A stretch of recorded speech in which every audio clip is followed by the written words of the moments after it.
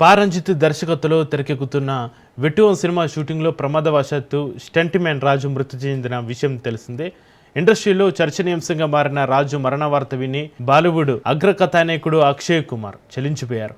దీంతో ఒక గొప్ప నిర్ణయం తీసుకున్నారు. ఇండస్ట్రీలోని 650 మంది స్టంట్ మ్యాన్లకు ఇన్సూరెన్స్ చేయించారు.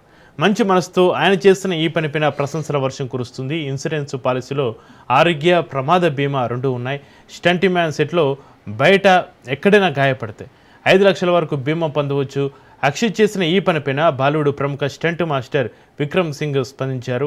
మీకు ఎలా ధన్యవాదాలు తెలపాలో అర్థం కావట్లేదు. మీరు చేసిన ఈ పని వల్ల బాలీవుడ్లో దాదాపు 650 నుంచి 700 మంది స్టంట్ మ్యాన్లు, యాక్షన్ సిబ్బంది ఇప్పుడు బీమా పరిధిలోకి వచ్చారంటూ కృతజ్ఞతలు తెలియజేశారు. కథానాయకుడు ఆర్య, దర్శకుడు రంజిత్ కాంబినేషన్లో రానున్న వెట్టువం షూటింగ్లో స్టంట్ మ్యాన్ రాజు మృతి చెందారు.